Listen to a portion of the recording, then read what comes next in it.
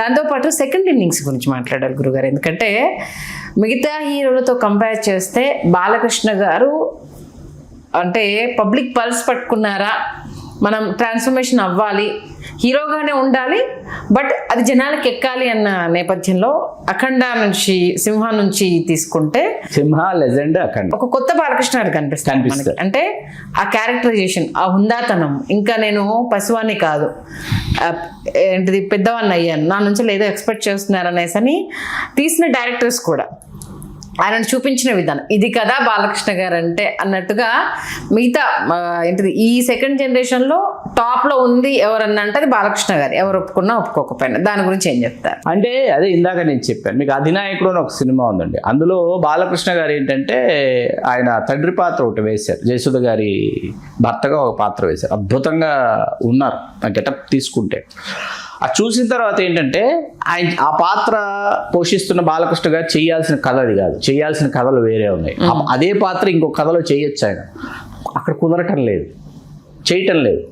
ఎందుకు చేయటం లేదు అంటే అటువంటి కథలు ఆయన దగ్గరికి వెళ్ళటం లేదా, అటువంటి రచయితలు ఆయన దగ్గర వెళ్ళటం లేదా, అటువంటి దర్శకులు ఆయన దగ్గరికి వెళ్ళటం లేదా, ఏం జరుగుతుంది? ఇప్పుడు ఆయనే కథానాయకుడు మహానాయకుడు రెండూ చేశారు, కృషి గారి దర్శకుడు గౌతమిపుత్ర కృషి చేశారు, ఈ రెండు కృషి చేశారు. రెండింటిలో ఏంటంటే ఒక వయసుకు వచ్చిన తర్వాత, ఒక వయసుకి ఇందాక నేను చెప్పినట్టు వచ్చిన తర్వాత ఏంటంటే కొన్ని ఆహార్యాలు, కొన్ని మేకప్స్ ఏవైతే ఉన్నాయి, గెటప్స్ ఏవైతే ఉన్నాయో అవి నాట్ సూటబుల్ అనమాట కొన్నింటికి. అందుకే ఆ తర్వాత ప్రాస్థెటిక్ మేకప్ ఎందుకు వచ్చిందంటే దీన్ని దృష్టిలో పెట్టుకుని ప్రాస్థెటిక్ మేకప్ వచ్చింది. ఆయన మధ్యలో ఒక్క మగాడని ఒక సినిమా చేశారు. ఆ సినిమా విడుదలైన సమయంలో చాలా సినిమా సర్కిల్స్లో జరిగిన డిస్కషన్ ఏంటంటే ఒక కథ శంకర్ దగ్గరికి వెళ్ళింది, అదే కథ మన తెలుగు డైరెక్టర్ దగ్గరికి వస్తే ఆ కథ ఏమైందంటే శంకర్ దగ్గరికి వెళ్ళిన కథ భారతీయుడు అవుతుంది, అదే మన తెలుగు డైరెక్టర్ దగ్గరికి వస్తే ఒక మగాడు అయిపోతుంది. మరి అందులో టూ మచ్ అండి అది. ఇంకా సీరియస్ అంటే బాలకృష్ణ గారు అంత అమాయకంగా ఉంటారా, ఎవరు వచ్చినా చేసేదాన్ని ఆ వీక్నెస్ వీళ్ళందరూ క్యాష్ చేసుకున్నారో తెలియదు. కొన్ని సినిమాలు ఆయన స్థాయి కాదు, అవి దెయ్యంగా చేశారు. ఏ సినిమా అది ఊ కొడతారా ఉలికి పడతారా, ఎందుకు చేయాలో అర్థం కాదు, ఎందుకు చేయాలని అర్థం కాదు. అందులో బాలకృష్ణ క్యారెక్టర్ చాలా బాగుంటుంది. సినిమా పరంగా తీసుకుంటే ఉన్నంతసేపు ఆయన క్యారెక్టర్ ఊ కొడతారా ఉలికి పడతారా, అంతో ఇంతో ప్రాణం పోసిందంటే ఆయన క్యారెక్టర్ ఊ కొడతారా ఉలికి పడతారా. మిగతా సెగ్మెంట్స్ అన్ని తీసుకుంటే ఆయన ఉన్నంతసేపు ఆ పవర్ఫుల్నెస్ అది కనిపిస్తూ ఉంటుంది.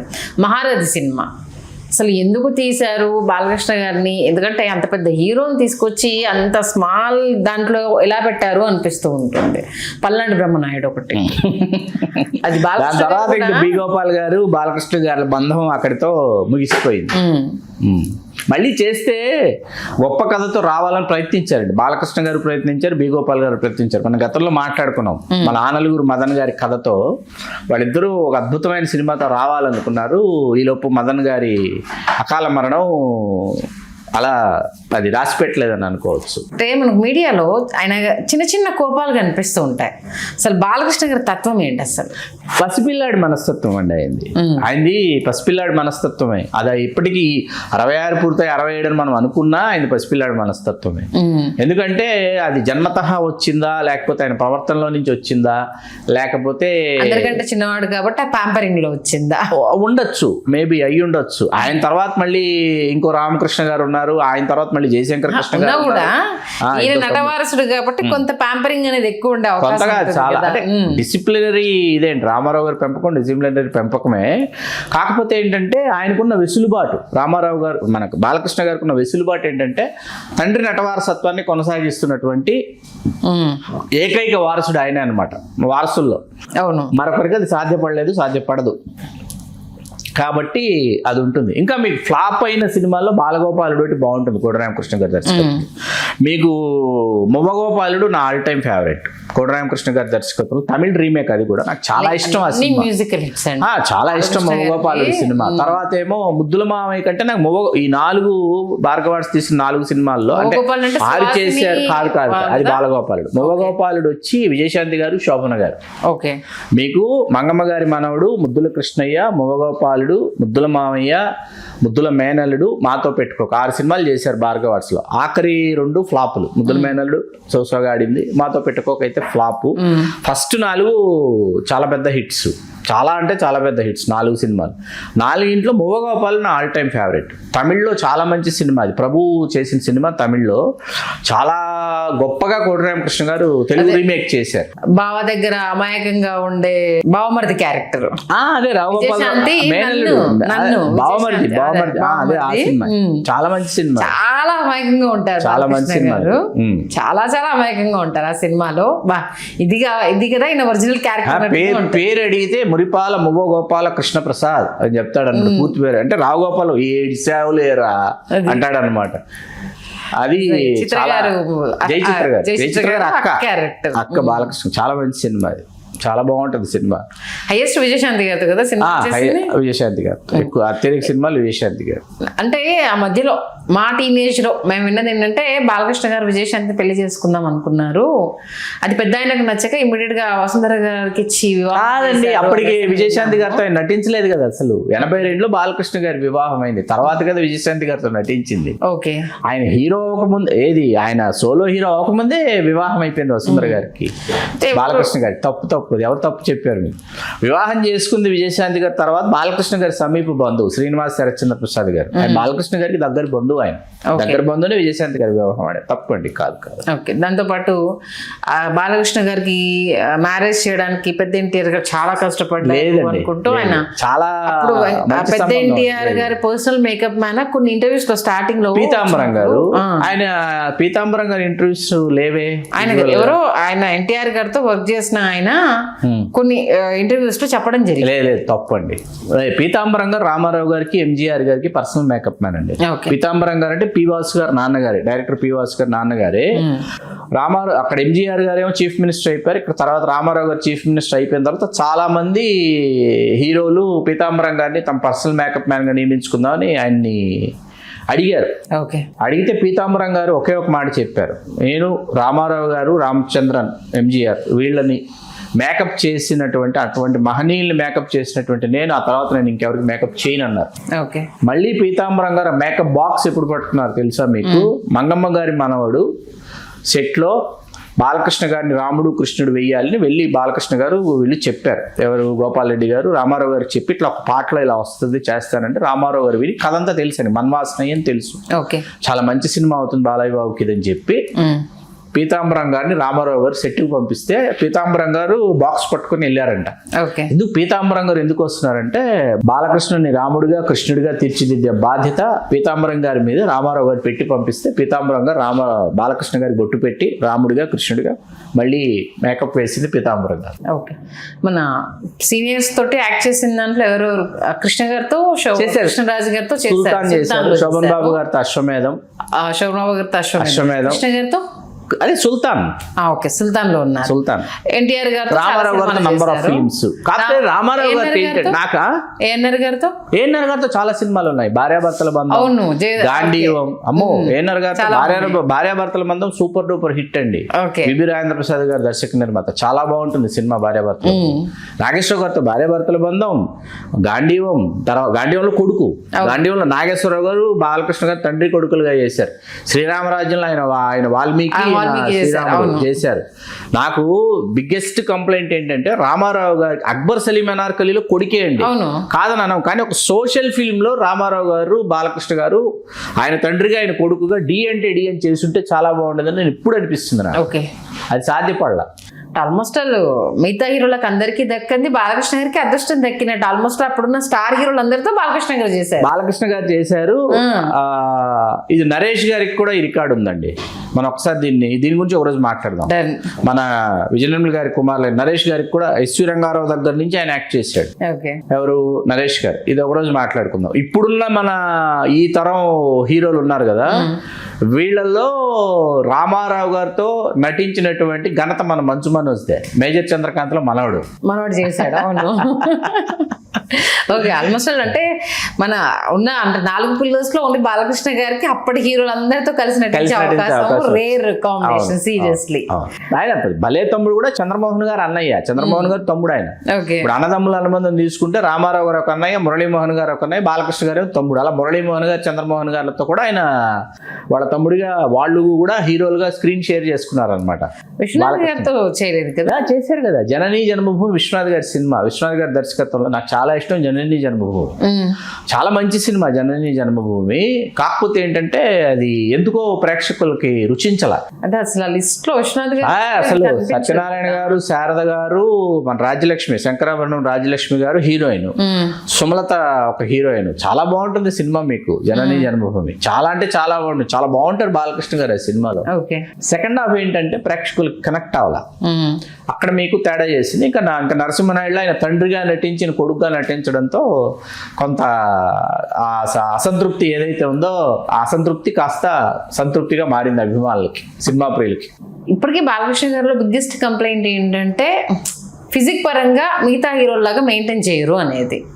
ఎందుకని అంటే ఆయన శరీర ఆకృతి సహకరించకపోయి ఉండొచ్చు అంతకు ముందు. ఎందుకంటే నాకు బాగా గుర్తుంది, ఆయన ఏంటంటే మీకు నారీ నడుమురల్లో ఒకలా కనపడతారు, ఆదిత్య 369కి వచ్చేటప్పటికి ఒకలా కనిపిస్తారు. ఆయన అంటే ఎక్సర్సైజులు చేసి అప్పట్లోనే చాలా కఠినతరమైనటువంటి డైట్ ఫాలో అయ్యి, అప్పట్లో లైపో లేదు కానీ లైపో రిలేటెడ్ కొన్ని ఉన్నాయి, కొన్ని అవి పాపం చేయించుకొని ఆయన మీకు ఆదిత్య 369లో మీరు చూస్తుంటే ఎంత బాగుంటారంటే అంత బాగుంటారు. అలాగే నిప్పురావు అండి, ఫ్లాప్ అయినప్పుడు నిప్పురావు సినిమాలో చాలా బాగుంటాడు ఆయన. ఎంత బాగుంటాడంటే అంత బాగుంటాడు బాలకృష్ణ గారి నిప్పురావు సినిమాలో.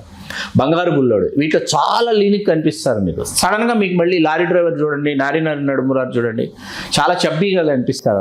ఎందుకంటే ఆ శరీర ఆకృతి ఏంటంటే అది ఆ తత్వం, ఆ శరీర తత్వం అలాంటిది అనమాట. అంటే రూపం వాళ్ళ నాన్నగారి రూపం వచ్చింది, రామారావు గారి రూపం వచ్చి శరీర తత్వం వాళ్ళ అమ్మగారి శరీర తత్వం వచ్చింది, బసవరామ తారకం గారి శరీర తత్వం. మీరు హరికృష్ణ గారిని చూడండి, లేకపోతే పురంధేశ్వరి గారిని చూడండి, బాలకృష్ణ గారిని చూడండి, వాళ్ళ వర్చస్సు ఛాయ రామారావు గారి, కానీ శరీర ఆకృతులు బసవరామ తారకం గారి శరీర ఆకృతులు కనిపిస్తాయి. ఓకే, అంటే ఉన్న డైరెక్టర్ లో బాలకృష్ణ గారిని బాగా ఉపయోగించుకున్న డైరెక్టర్ ఎవరు? ఇది కొంచెం కష్టసాధ్యమైన ప్రశ్న. ఎందుకంటే ఆయన చాలా ఒదిగిపోయాడండి. ఆయన బి గోపాల్ గారితో ఒకలాగా, కోదండరామిరెడ్డి గారితో ఒకలాగా, శరత్ గారి దర్శకత్వంలో ఒకలాగా. శరత్ గారు పెద్దన్నయ్య కానీ వంశానికి ఒక్కడు మంచి సినిమాలు, సుల్తాను, వంశోద్ధారకుడు ఆడకపోయినా బాలకృష్ణ గారిని చాలా కష్టపడి తీర్చిదిద్దారు. శరత్ గారి సినిమాలు 4 చేసిన 5 చేసిన. కోడిరామకృష్ణ గారిని, బాలకృష్ణ గారిని పర్ఫెక్ట్ గా బాలకృష్ణ గారిని తీసుకుని ఇతన్ని ఇట్లా పోర్ట్రేట్ చేయొచ్చు అని మొట్టమొదట స్క్రీన్ మీద తీసుకొచ్చింది కోడిరామకృష్ణ గారు. క్రెడిట్ కోడిరామకృష్ణ గారికి ఇవ్వాలి. మంగమ్మ గారి మనవడు, ముద్దుల కృష్ణయ్య, మొవ్వగోపాలుడు, ముద్దుల మామయ్య 4 back to back black busters ఇచ్చి, కోడిరామకృష్ణ గారి మధ్యలో బాలగోపాలుడు ఫ్లాప్, మన ఇది ఫ్లాప్, ముద్దుల మేనడు, సోసోగాడు. ఇంకో సినిమా ఏదో చేశారు వాళ్ళిద్దరు కలిసి. ఇంకో సినిమా మీకు ఎస్ఎస్ రవిచంద్ర అని ఒక డైరెక్టర్ అండి, నాకు చాలా ఇష్టమైన సినిమా బాలకృష్ణ గారి సినిమాల్లో దేశోద్ధారకుడు అని ఒక సినిమా, చాలా బాగుంటుంది. ఎస్ఎస్ రవిచంద్ర గారు ఆ దేశోద్ధారకుల్లో బాలకృష్ణ గారు దుర్యోధనుడిగా ఏకపాత్ర అభినయం ఆ సినిమాలోనే చేశారు. తర్వాత ఛత్రపతి శివాజీగా బాలకృష్ణ గారు కనిపించిన సినిమా కూడా దేశోద్ధారకుడే, చాలా బాగుంటుంది, వెరీ ఎంటర్టైనింగ్ మూవీ. ఆ తర్వాత అదే ఎస్ఎస్ రవిచంద్ర మన మోహన్ లాల్ గారి మలయాళంలో బ్లాక్ బస్టర్ని తీసుకొచ్చి తెలుగులో అశోక చక్రవర్తిని చేశారు, పెద్ద ఫ్లాప్ అన్నమాట. అలా ఒక్కొక్క దర్శకుడికి ఆయన ఒక్కొక్కలాగా ఒదిగిపోయారు. కోదండరామిరెడ్డి గారు నంబర్ ఆఫ్ ఫిలిమ్స్ చేసిన కోదండరామిరెడ్డి గారు కమర్షియల్గా బాలకృష్ణ గారిని పెంచడం, మనం బిగోపాల్ గారు ఈ ఇండస్ట్రీ హిట్ ఇచ్చాడు, లేకపోతే బోయపాటి శ్రీను గారు ఆ బ్లాక్ బస్టర్ ఇచ్చాడు అనడం కంటే అవి టైమ్లీ కుదిరినటువంటి సినిమాలు ఆయా సందర్భాల్లో. కానీ ఎవ్రీ ఇయర్ మీకు కోదండరామిరెడ్డి గారి సినిమా ఏదో ఒకటి బాలకృష్ణ గారిని, మీకు అనసూయమ్మ గారు అల్లుడు, బల్లే దొంగ, నారీ నడుమురారి, ఇట్లా మీకు ఎవ్రీ ఇయర్ మీకు కోదండరామిరెడ్డి గారి సినిమా ఏదో ఒకటి, రక్తాభిషేకం, ఇట్లా ఏదో ఒక సినిమా మీకు బాలకృష్ణ గారికి కమర్షియల్గా ఆ సినిమా మిమ్మల్ని నెక్స్ట్ లెవెల్కి తీసుకెళ్ళేది. అది చాలా ఇంపార్టెంట్. ఇప్పుడున్న డైరెక్టర్స్ లో ఇన్ని సినిమాలను మాట్లాడి మనం కోదండరామిరెడ్డి గారు బాలకృష్ణ డైరెక్ట్ చేసిన ఇంకొక సినిమా గురించి చెప్పలా, అవుట్ స్టాండింగ్ బొబ్బిలి సింహం. నిన్న మొన్న టీవీలో వచ్చింది సార్. కోదండరామిరెడ్డి గారిని అడిగాను, శారద గారేమో బామ్మ క్యారెక్టర్, టాప్ 10 సినిమాలు గారేమో మామయ్య క్యారెక్టర్. ఎవరి పాత్ర ఎక్కడ సమతూకం వేసినట్టు ఉంటుంది ఒక్కొక్క పాత్ర. కోదండరామిరెడ్డి గారు టాప్ 10లో ఒక సినిమా. ఆయన అడిగాను నేను, ఆయన మామూలుగా అడుగుతూ, సార్ ఏ సినిమా షూటింగు రేపు వెళ్ళిపోయి షూటింగ్ చేసేయాలి, సీన్ తీసేయాలి అని మీకు అనిపించిన సినిమాలు ఏవంటే ఛాలెంజ్ ఒకటి, బొబ్బిలి సింహం ఒకటి, రెండు చెప్పారు. ఎప్పుడెప్పుడు రేపు పొద్దున వెళ్ళి సీన్ తీస్తానని అనిపించింది చిరంజీవి గారి సినిమాలో ఛాలెంజ్, బాలకృష్ణ గారి సినిమాలో బొబ్బిలి సింహం. బొబ్బిలి సింహంకి అయితే నిద్ర పట్టేది కాదంట ఆయనకి. ఏది లొకేషన్కి వెళ్తే రూమ్లో నిద్ర పట్టేది కాదు నాకు, దొల్లుతా పడుకుని అలా ఇలా లేచేసేవాడిని. ఎప్పుడు తెల్లవారుతుందా, ఎప్పుడు వెళ్ళి ఈ సీన్ తీద్దామని అనిపించింది సినిమా నాకు బొబ్బిలి సింహం అని. అందుకే బొబ్బిలి సింహం అంత గొప్పగా ఉంటుంది. నిజంగా అందులో బాలకృష్ణ గారిని చూపించిన విధానం కావచ్చు, నిజంగా నా ఫ్యామిలీ పెద్ద రాజసం ఎట్లా ఉంటుంది అనేసి అని ఆయనను కెమెరా యాంగిల్స్లో అందము, ఆ ఊరి పెద్ద ఇలా ఉంటాడు. తమిళ్లో మన తనికెళ్ళ బర్ని క్యారెక్టర్ వచ్చినప్పుడు మాట్లాడే విధానం కావచ్చు, ఈచ్ అండ్ ఎవ్రీ క్యారెక్టర్ భలే ఉంటుంది. ఇంకో సినిమా కూడా సార్, నాజర్ గారు ఉంటారు, అన్నదమ్ములు ఎదురుగా ఉంటారు, బట్ కలుసుకోరు. సినిమా పేరు గుర్తుకు రావట్లేదు. అదే ముద్దుల మేనల్లుడు. ముద్దుల మేనల్లుడు విజయశాంతి గారు హీరో. ముద్దుల మేనల్లుడు ఫ్లాప్. ముద్దుల మేనల్లుడు ఆళ్ళ కోదండరామిరెడ్డి గారి డైరెక్షన్, ముద్దుల మేనల్లుడు కోదండరామకృష్ణ గారు. కోదండరామిరెడ్డి గారి డైరెక్షన్ ఆడని సినిమాలు ఫ్లాపులు, విపరీతమైన ఎక్స్పెక్టేషన్స్. ధర్మక్షేత్రం తర్వాత రానా, ముద్దుల మొగుడు. ఇవాళ ముద్దుల మొగుడు మ్యూజికల్ గా చాలా బాగుంటుంది సినిమా, చాలా అంటే చాలా బాగుంటుంది మ్యూజికల్ గా. రానా కూడా కొంచెం అతి అనిపిస్తుంది. మెయిన్ చెల్లెలి క్యారెక్టర్ కి తను ఒదగకపోవడం, అదే భాగ్యశ్రీ గారు కుదరలేదు ఆ పాత్రకి, ఆ నప్పకపోవడం. వేరే ఏ హీరోయిన్ అయినా, వేరే ఏ ఆర్టిస్ట్ అయినా బాగుండేది. ఎందుకంటే హీరోయిజం లో క్యారెక్టర్ సూపర్ గా ఉంటుంది, బట్ ఆవిడ్ని సిస్టర్ గా అంటే ఎందుకు రిసీవ్ చేసుకోలేకపోయారు. నెక్స్ట్ టాప్ హీరో అది ఫ్లాప్. కృష్ణారెడ్డి గారు కదా, కృష్ణారెడ్డి గారు ఫ్లాప్. కానీ క్యారెక్టరైజేషన్ భలే ఉంటుంది బాలకృష్ణ. భైరవ ద్వీపం, గాంధీవం అండి. భైరవ ద్వీపం, గాంధీవం, బొబ్బిలి సింహం టాప్ హీరో 1994. భైరవ ద్వీపం ఇంకా అద్భుతం, టాప్ నాచ్ అదిగా. ఇంకా తర్వాత బొబ్బిలి సింహం. ఆ రెండు సినిమాలు బాలకృష్ణ గారికి కెరీర్ లో అత్యుత్తమ చిత్రరాజాలు అనమాట. ఓకే, అంటే ఓల్డ్ డైరెక్టర్స్ లో బాలకృష్ణ గారు వీరిని మిస్ అయ్యారన్న వాళ్ళు ఎవరైనా ఉన్నారా? దాసరి నారాయణరావు గారు తొలినాళ్లలో మిస్ అవ్వటం వల్ల ఏంటంటే, దాసరి గారు 150 సినిమాకి దాసరి గారు అసలు అప్డేట్ అవ్వకపోవడం, చిరంజీవి గారితో కూడా 100వ సినిమా చేసినట్టుకి ఆ సమయానికి అప్డేట్ అవ్వకపోవడం లంకేశ్వరుడు అయింది. ఈ సమయానికి అసలు దాసరి గారు డైరెక్షన్ చేయకూడదు అనుకున్న టైంలో చేయటం పరమవీర చక్ర అయింది. దాసరి గారితో ఆ వెరీ బిగినింగ్ డేస్ బాలకృష్ణ గారు ఏదైనా చేసి ఉంటే బాగుండేదని అనిపిస్తుంది, చేయలేకపోయారు. అదొకటి అనిపిస్తుంది నాకు. అది అలాగే నాకు నా బిగ్గెస్ట్ కంప్లైంట్, ఒక సోషల్ ఫిల్మ్ లో రామారావు గారి ఫాదర్, బాలకృష్ణ గారి సన్, నువ్వంటే నువ్వా, నేనంటే నేనా, డి అంటే డి అని చేస్తుంటే చాలా బాగుండేది. అంటే అవకాశం ఉండి ఆ సమయంలో ఏదో ఒకటి చేసి ఉండొచ్చు. కానీ రామారావు గారు రాజకీయాలకు వెళ్ళిపోవడం వల్ల సాధ్యపడలా. నాకు శ్రీమద్ విరాట్ పోతులూరి వీరబ్రహ్మేంద్ర స్వామి చరిత్రలో సిద్ధయ్య క్యారెక్టర్ చాలా ఇష్టం, చాలా బాగా చేశాడు సిద్ధయ్య పాత్ర. ఆయన ఇన్వాల్వ్ అవ్వడం కానీ, ఆ గెటప్ లో ఆయన కనిపించిన విధానం కానీ చాలా అందంగా ఉంటారు దాంట్లో. నెక్స్ట్ ఇప్పుడున్న డైరెక్టర్లో వీళ్ళు బాలకృష్ణ గారిని డైరెక్ట్ చేస్తే ఇంకా అద్భుతమైన అవుట్పుట్ వస్తుందన్న వాళ్ళు ఎవరున్నారు? అంటే రాజమౌళి గారు, అంటే వినాయక్ గారు చేస్తారా చేయరా, ఇప్పుడు ఏం చేస్తారు, చెన్నకేశ్వరరెడ్డి చేశారు, క్షమించాలి. అదే మన రాజమౌళి గారు నాకు చెయ్యాలని, రాజమౌళి గారు చెయ్యాలి. వినాయక్ గారు మళ్ళీ చేస్తే నేను అనేది, వినాయక్ గారు చేయలేదని కాదు, వినాయక్ గారు మళ్ళీ చేస్తే బాలకృష్ణ గారిని. మీకు కళ్యాణ్ రామ్ గారిని ఎవరో ఎప్పుడైతే ఇంటర్వ్యూలు అడిగారండి, బాలకృష్ణ గారి సినిమాల్లో మీకు ఇష్టమైన సినిమా అంటే, నేను మామూలుగా సమరసింహారెడ్డి నరసింహనాయుడు అంటే చెన్నకేశ్వరరెడ్డి అన్నాడు. తర్వాత మళ్ళీ మీకు తారక్ని అడిగినప్పుడు తారక్ చెన్నకేశ్వరరెడ్డి అని చెప్పాడు. చెప్పిన తర్వాత ఏంటంటే, సినిమాలో ఆ చెన్నకేశ్వరరెడ్డిది ఆ జైల్లో నుంచి వచ్చిన ఒక అరగంట సినిమా ఉంటుంది మీకు, ఒక ఎపిసోడ్ ఉంటుంది మీకు. ఆ ఎపిసోడ్ వినాయక్ గారు ఎంత అద్భుతంగా తీశారంటే అంత అద్భుతంగా తీశారు. అదేంటంటే నాకు ఇప్పటికీ చెన్నకేశ్వరరెడ్డి చూసిన తర్వాత నాకు అనిపించింది, ఆ సమయంలో నేను తర్వాత ఎప్పుడో చూసిన తర్వాత ఏమనిపించిందంటే, బాగా వినాయక్ గారి మీద ఒత్తిడి తీసుకొచ్చి అతి తక్కువ సమయం ఇచ్చి అతి తక్కువ సమయంలో సినిమా పూర్తి చేసి వెంటనే విడుదల చేయాలి అనేటటువంటి ఒక వెనకబడతారు చూడండి, వెంటపడి తీసే సినిమా తీసే, అది కనిపిస్తుంది చెన్నకేశ్వరరెడ్డిలో మీకు. ఎందుకంటే ఇంద్రా విడుదలయ్యి ఒక ఏదో విస్ఫోటనంలాగా ఉంది, ఇంద్రా విడుదలైపోయి మొత్తం. ఆ సమయంలో మీకేంటంటే చిరంజీవి గారి సినిమా ఇంద్ర రికార్డులను బాలకృష్ణ గారు వచ్చేసి కొట్టేస్తారు అనేటటువంటి ఒక ప్రయత్నం చెన్నకేశ్వరరెడ్డితో చేశారు. అట్లా కాకుండా వినాయక్ లాంటి డైరెక్టర్కి సమయం ఇచ్చి ఏం చేస్తావో చెయ్యి, నువ్వు ఏం తీస్తావో తీ అంటే వినాయక్ గారు ఇంకా అద్భుతంగా తీసేవారని అనిపించింది నాకు. ఎందుకంటే అప్పటి వరకు టబ్బు గారు బాలకృష్ణ కాంబినేషనే లేదు ఫస్ట్ మూవీ అది. కొన్ని సీన్స్ అంటే పాండురంగడు తర్వాత చేశారు, తర్వాత చేశారు. అది చూసినప్పుడు అదే అనిపించింది, అబ్బా ఇంకా ఏదో మిస్ అయింది, ఇంకో కొన్ని పడి ఉంటేనా సినిమా రేంజ్ లో ఉండేది. అదే వాళ్ళు దాంట్లో మనకి బ్రహ్మానందం గారి సీమశాస్త్రిని గుర్తు వస్తాయి మనకి. అవును, అలాంటి గుర్తు వస్తాయి. కాబట్టి ఏంటంటే సమయం ఇచ్చి ఉండాలి, సమయం ఇచ్చి మరింత తీర్చిదిద్దుంటే. అంటే వెరీ బ్యాడ్ స్క్రిప్ట్ అంటే పల్నాడు బ్రహ్మనాయుడే, మీరు ఇందాక వెరీ బ్యాడ్ స్క్రిప్ట్ అది తొడగొడితే ట్రైన్ వెళ్ళిపోవడం అనేది రేంజ్ అది కదా అప్పుడు జరిగింది. అక్కడ ఏమైందంటే అండి, అది సరే మీకు సినిమా చూస్తుంటే నేను వచ్చి ఒక చీఫ్ అసోసియేట్ డైరెక్టర్ ఒక ఆయన కలిసి ఆయన వెళ్దాం అని ఫస్ట్ డే సాయంత్రం అమీర్పేట సత్యంకే తీసుకెళ్ళాడు. వెళ్తే ఓపెనింగ్ 20 నిమిషాలు అరగంట సినిమా అయింది. చెల్లెల్ని వాళ్ళు తీసుకెళ్ళిపోతారు, అదంతా ఉంటుంది. నాకు ఏమర్థమైందంటే first half an hour cinema అయిపోయింది, మీకు మొదట అరగంటలో సినిమా అయిపోయింది. యాక్షన్ బ్లాక్స్ కానీ, ఆయన రావటం కానీ, డైలాగ్స్ కానీ, ఫైట్స్ కానీ ఫస్ట్ హాఫ్ అన్ అవర్లో అయిపోయింది. ఇప్పుడు ఈ తర్వాత ఏం చేస్తారని ఆలోచిస్తున్నా. తర్వాత చేయడానికి లేదు, తర్వాత మీకు చేయడానికి ఇంకేం లేదు సినిమాలో. అక్కడి నుంచి ఎప్పుడు వెళ్ళిపోదాం లేచి అనిపిస్తుంటుంది. నిజంగా వెళ్ళిపోయాం అనుకోండి లేచి, అది వేరే విషయం. అంటే ఆయన ఏంటి తొడగొడితేనే జనాలు చూస్తారు, కుర్చీలు లాగితేనే ఇది కాదు కదా. భగవంత్ కేసరిలో ఆయన ఏం చేశాడు, ఆయన యాక్టింగ్ కదా. లెజన్ లో ఆయన ఏం చేశాడు, కంప్లీట్ ఆయన యాక్టింగ్. ఆయన అసలు ఒక కంటి చూపు ఎలా ఉంటుంది, ఒక చెయ్యి ఎత్తితే అక్కడ జనాలకు ఎలా ఉంటుంది, ఆయనలో ఉన్న రియల్ సింహం ఇది కదా అనేసి చూపించిన సినిమాలు చాలా ఉన్నాయి. పంచ్లైనర్స్ కూడా ఆయన చెప్పినట్టు ఎవరు చెప్పలేదు. ఫ్లూటు జింక ముందు సింహ ముందు కాదు, అవన్నీ ఆ పంచ్ లైనర్స్ దేవి శ్రీప్రసాద్ ఇచ్చిన బ్యాక్గ్రౌండ్ స్కోర్ కావచ్చు, అద్భుతమైన బ్యాక్గ్రౌండ్. ఇది కదా అసలు బాలకృష్ణ గారిని వాడుకునే విధానము, ఇది కదా ఆయన ప్రజెంటేషన్, ఇది కదా జనాలు కోరుకుంటుంది అన్నట్టు. అందుకే అన్నాను సెకండ్ ఇన్నింగ్స్ లో మిగతా ఏ హీరోలకు సాధ్యం కాదు, బాలకృష్ణ గారికి సాధ్యమైన సక్సెస్ రేట్. ఆయన మంచి నటుడు ఉన్నాడండి, ఆయనలో చాలా మంచి సున్నితమైనటువంటి నటుడు ఉన్నాడు.